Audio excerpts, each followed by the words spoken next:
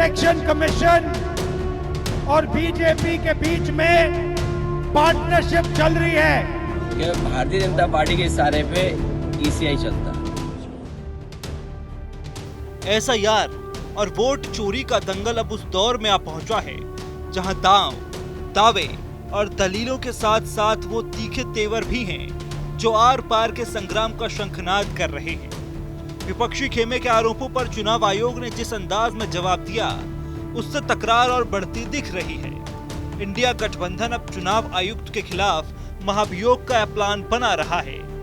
अब आंकड़ों के अंक गणित में महाभियोग के पास होने का गणित भले ही कमजोर है, लेकिन विपक्ष का ऐलान ये कि हम दिखाएंगे अपनी शक्ति।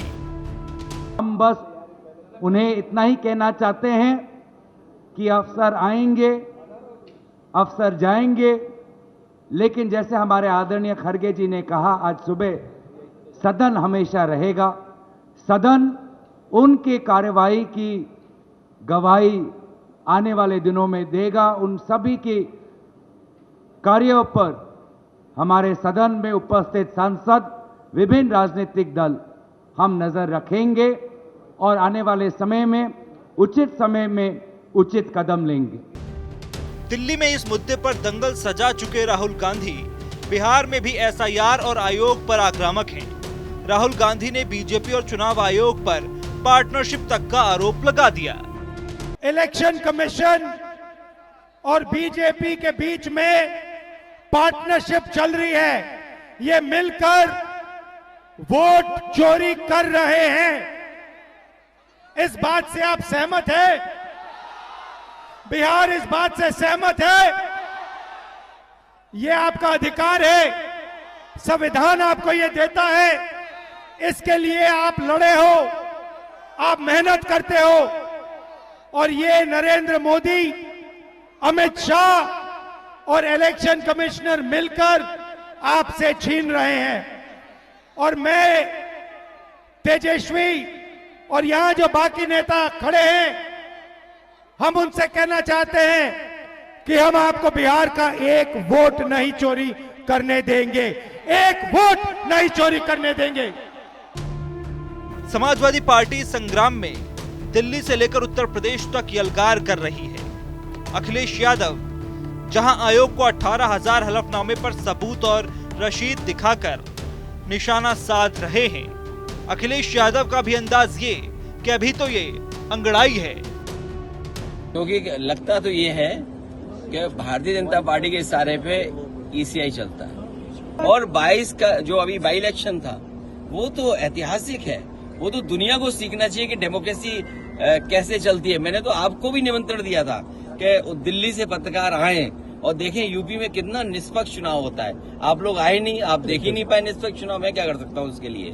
अगर आप आए होते तो शायद आपने निष्पक्ष चुनाव देखा होता। वोट चोरी है जो एसआईआर का मुद्दा है, हम चाहते हैं कि जिस तरह से इलेक्शन कमीशन लगातार विपक्ष की बातों को नकार रहा है और जितनी सीरियसनेस दिखानी चाहिए थी इलेक्शन कमीशन को, जो नहीं दिखाई दे रही है, तो सबसे पहले तो हमें इन सवालों से जूझना है। सपा ने कल प्रदेश भर में एसआईआर के खिलाफ प्रदर्शन का ऐलान किया था।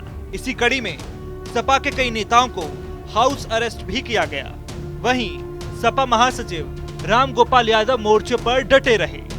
कांग्रेस नेताओं के साथ मंच और माइकों पर चुनाव आयोग को घेर रहे राम गोपाल यादव ने तो यहां तक कह दिया कि 18 साल से ऊपर वाले अपना वोट बना लें, नहीं नागरिकता पर तो खतरे की घंटी है। वोट चोरी का तो सब खुलासा भी हो गया, सही है, सिद्ध हो गया। अब इलेक्शन कमीशन के पास कुछ भी कहने के लिए नहीं। 326 यही कह रहा है। 326 में लिखा हुआ है कि जो 18 साल या उससे ज्यादा उम्र का है उसका वोट रजिस्टर होगा। अब मान लीजिए आपका वोट नहीं है, 18 साल के ऊपर हो, तो कोई दरोगा कह सकता है तुम हिंदुस्तानी नहीं, नागरिक नहीं। यह है समस्या। वोट चोरी सरीखे आरोपों की इस लड़ाई में विपक्ष के वार पर बीजेपी भी जमकर पलटवार कर रही है। चुनाव आयोग पर घमासान और महाभियोग के प्लान पर बीजेपी का तंज ये कि संवैधानिक संस्थाओं को बदनाम कर रहा है विपक्ष।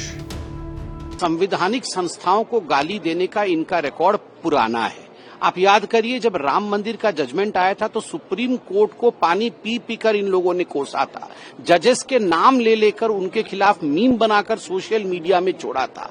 और आज इलेक्शन कमीशन ऑफ इंडिया के खिलाफ जिस प्रकार का वक्तव्य सोशल मीडिया के माध्यम से और खुद राहुल गांधी दे रहे हैं, जिन शब्दों का प्रयोग वो कर रहे हैं, मुझे लगता है पूरा हिंदुस्तान उसे एक्सेप्ट नहीं कर रही है, उसे नकार रही है। और हिंदुस्तान देख भी रही है कि खिसियानी बिल्ली खंबा नोचे।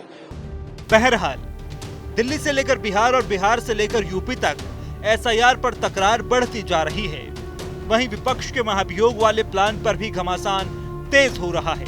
हालांकि संख्या के आधार और नियमों के आधार पर ये आसान नहीं है, लेकिन सवाल यही है कि क्या एसआईआर वाली लड़ाई आखिर महाभियोग तक क्यों आई।